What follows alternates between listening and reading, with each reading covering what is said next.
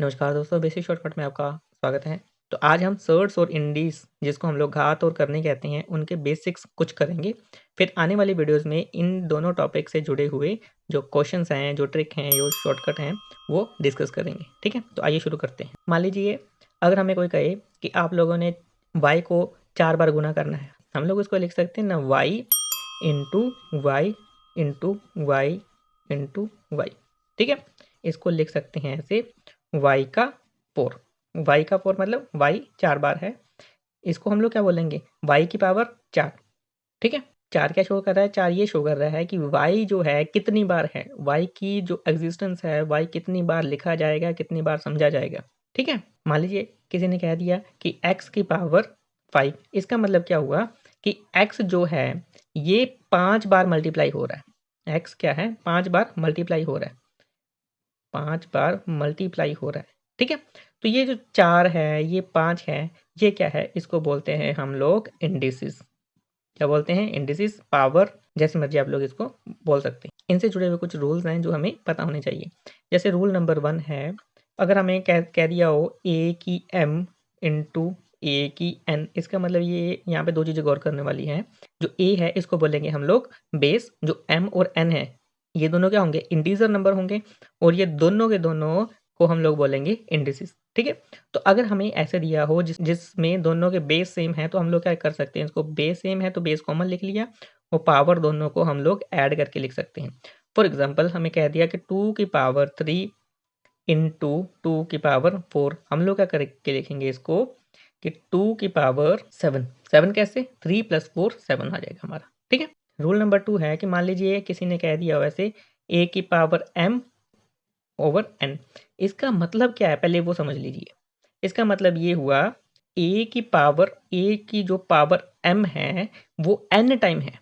For example मान लीजिए ऐसे लिख दिया a की 4 की 3, इसका मतलब ये हुआ कि a की जो 4 है वो कितनी बार है, वो 3 टाइम है, वो 3 टाइम है। जो 3 लिखा होगा इसका मतलब ये 3 टाइम है।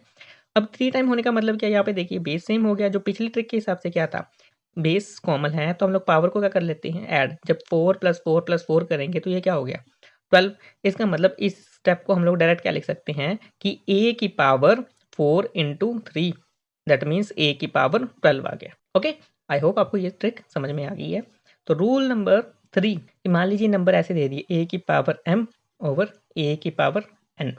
अब जो नंबर हमें क्या दे दिए, फ्रैक्शन में दे दिए। ठीक है? p और q की फॉर्म में दे दिए। p और q हमने पढ़ा हुआ नंबर सिस्टम में, p और q की फॉर्म में जो नंबर होते हैं उनको बोलते हैं हम लोग रैशनल नंबर। मान लीजिए नंबर हमने ले लिए 2⁻6 ओवर 2⁻4, ऐसे वाला हो गया।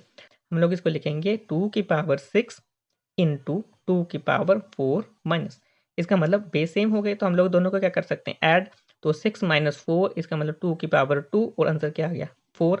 तो यहाँ से क्या ट्रिक निकल के आई, हमारा ट्रिक नहीं यहाँ से निकल के आई कि हम लोग इसको कर सकते हैं a की पावर m माइनस n। ठीक है? ये हमारा आंसर निकल के आ गया। अब रूल नंबर 4, मान लीजिए हमें ऐसे इस फॉर्म में नंबर दे दिए a की पावर b, दोनों की पावर n। सो इसका मतलब हम लोग ऐसे वाले फॉर्म को लिख सकते हैं a की पावर n ओवर b की पावर n। ठीक है? फॉर एग्जांपल नंबर दे दिया हमें 2 की पावर 3 ओवर 3 की पावर 2। अब दोनों का बेस देखिए, बेस दोनों के अलग अलग है। यहाँ पे भी क्या गौर करने वाली चीज़ है कि दोनों a और b अलग अलग हैं, यहाँ पे अलग अलग है, दैट मीन्स कि बेस दोनों के अलग अलग हैं, और जो पावर है वो क्या थी, सेम पावर थी, सेम। ओके, तो ये कहाँ से आई है, इसका मतलब ये हुआ 2 की पावर 3 ओवर n, ये दोनों स्टेप सेम हो गए। इस स्टेप को हम लोग ऐसे करके लिख सकते हैं और इस स्टेप को हम लोग ऐसे करके लिख सकते हैं। क्लियर होगी बात? अगला रूल ये हमारा 5th रूल, मान लीजिए हमें दे दिया a b की पावर n। अब यहाँ पे दो नंबर दे दिए हमें, फॉर एग्जांपल 2 इंटू 3 की पावर 2। सो इसका मतलब ये हुआ 2 की पावर 2 इंटू 3 की पावर 2।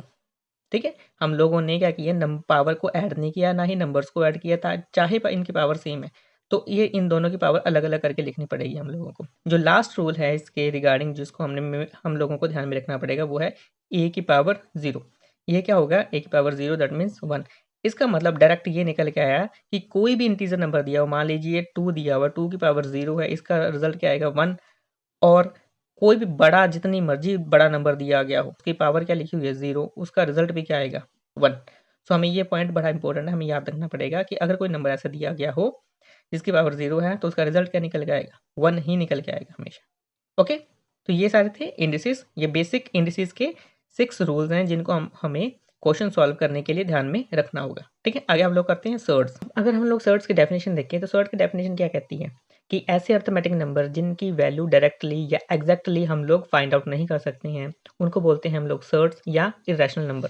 फॉर एग्जाम्पल, हमने दे दिया कोई नंबर √2, इसकी डायरेक्ट जो हम लोग यूज़ करते हैं बेसिकली वैल्यू वो 1.414 है, पर इसके आगे बहुत सारे वैल्यूज़ हैं जो कि क्या होती है नॉन टर्मिनेटिंग और नॉन रिपीटिंग। इसका मतलब ये है कि जो नंबर हैं वो आपस में रिपीट नहीं कर रहे हैं, वो कोई पैटर्न भी जनरेट नहीं कर रहे हैं, हर बार कोई नया नंबर जनरेट होके आ रहा है। तो ऐसे वाले नंबर्स होंगे, उन सबको बोलेंगे हम लोग सर्ट्स। पर अगर हमें कुछ ऐसा नंबर दे दिया जैसे मान लीजिए 81 अंडर रूट, तो हम लोग इसको क्या लिख सकते हैं 9 इंटू 9, तो ये अंडर रूट के बाहर क्या निकल के आया 9। ये वाला जो नंबर है ये हमारी इरेशनल नंबर नहीं है। मान लीजिए एक नंबर और दे दिया जैसे 0.333333। अब इस वाले नंबर को क्या लिख सकते हैं हम लोग 1.3। ये क्या है रिपीटिंग नंबर है, चाहे पॉइंट के बाद बार बार सेम ही नंबर आ रहा है तो रिपीट कर रहा है। अगर रिपीटिंग नंबर है और इनका कोई पैटर्न हमें फाइंड आउट हो रहा है, पैटर्न क्या है इसका 3333। अगर पैटर्न मिल जाता है, नंबर रिपीट हो रहा है, तो ऐसे वाले नंबर्स को भी हम लोग सर्ट्स नहीं कहेंगे। ठीक है, ये क्या है ये रैशनल नंबर है, ये रैशनल नंबर है। तो तो आप लोगों को ये पॉइंट यहीं पे क्लियर करना होगा कि ऐसे वाले नंबर जैसे √3 हो गया, जिनकी एग्जैक्ट वैल्यू हम लोग कैलकुलेट नहीं कर सकते, ये नंबर हर बार रिपीट होते रहेंगे, टर्मिनेट नहीं करेंगे, दैट मीन्स नॉन टर्मिनेटिंग होंगे। इसका जो पैटर्न है वो भी हमें सेम नहीं होगा, पैटर्न हम इसमें फाइंड आउट नहीं कर पाएंगे, हर बार हमें पॉइंट के बाद एक नया नंबर मिलेगा, कोई भी पैटर्न नहीं होगा। तो ऐसे वाले नंबर्स को क्या बोलेंगे हम लोग सर्ट्स बोलेंगे। ठीक है, सर्ट्स को सॉल्व करने के लिए भी कुछ रूल्स हैं, उन रूल्स को भी हमें ध्यान में रखना पड़ेगा। तो रूल्स क्या है, नंबर 1 रूल जैसे निकल के आया हमारा, मान लीजिए हमें ये नंबर दे दिया n, तो इस वाले नंबर को हम लोग लिख सकते हैं a की पावर 1/n। क्लियर हो गया बात। जैसे फॉर एग्जांपल हमें दे दिया ये 3 बाहर दे दिया और ये 4 दे दिया, इसमें सर्ट्स क्या है हमारी 3 सर्ट्स हैं, तो हम लोग इस नंबर को लिख सकते हैं 4 की पावर 1/3। नंबर 2 रूल, मान लीजिए हमें नंबर ऐसे दे दिया है कि इसके अंदर 2 नंबर दे दी a और b, इसके बाहर पावर दे दी है n, घात दे दी है n, तो ऐसे वाले नंबर्स को लिख सकते हैं हम लोग a इंटू बी, ये दोनों के बाहर इनको सेपरेट करके लिख सकते हैं। रूल नंबर 3, मान लीजिए नंबर हमें इस फॉर्म में दे दिए, इसकी एग्जांपल देख लेते हैं। मान लीजिए एग्जांपल देती 4.5, बाहर दे दी 3, तो हम लोग इसको लिख सकते हैं 4 इंटू 5, इसके बाहर 3। ठीक है, मान लीजिए नंबर ऐसे इस फॉर्म में दिए हों a/b, इसकी जो सर्ट है वो n है, तो इस वाले नंबर को हम लोग कैसे लिख सकते हैं, इसको लिखेंगे an ओवर bn, इसको इस फॉर्म में लिख सकते हैं हम लोग। ठीक है, फॉर एग्जांपल जैसे नंबर दे दिए 7/8, यहाँ पे पावर दे दी हमें 4 दे दी, तो हम लोग इसको क्या लिख सकते हैं, इसको ऐसे लिख सकते हैं, इसको इस ढंग से लिखा जा सकता है। क्लियर। नेक्स्ट रूल है, नंबर दे दिए हैं इस फॉर्म में, ओके, तो हम लोग क्या करेंगे, इसको बेसिकली हम लोग डायरेक्ट इसका आंसर लिख देंगे ए, पर ये ए आंसर आएगा कैसे, तो ये ए ऐसे आएगा कि ए की power n into 1/n, n से कैंसिल हो गया तो रिजल्ट क्या बना ए, तो इसको हम लोग डायरेक्ट ए लिख सकते हैं। ठीक है, अब आगे हमारा नेक्स्ट रूल क्या निकल के आया, 5th नंबर रूल, ए की पावर m, ये n, ये जो पावर m है ये इन दोनों की पावर m है। ओके, तो हम लोग इसको कैसे लिख सकते हैं, इसको लिख सकते हैं ऐसे ए की पावर m n। ठीक है, इसको इस ढंग से लिखा जा सकता है। नेक्स्ट रूल का निकल के आया हमारा, मान लीजिए नंबर हमें इस फॉर्म में दे दिए √a इंटू √a, तो इसका रिजल्ट क्या निकल के आएगा। अब नेक्स्ट रूल क्या हमारा, रूल नंबर 7। रूल नंबर 7 है कि मान लीजिए हमें नंबर इस फॉर्म में दे दिए a इंटू √b, तो अब हम इन दोनों को लिख सकते हैं a इंटू b, दोनों को कंबाइन करके अंडर रूट इकट्ठा करके लिख सकते हैं। फॉर एग्जाम्पल √2 इंटू √3, हम लोग इसको कर सकते हैं √6। अब आ गया नेक्स्ट रूल, आ गया हमारा 8th नंबर रूल।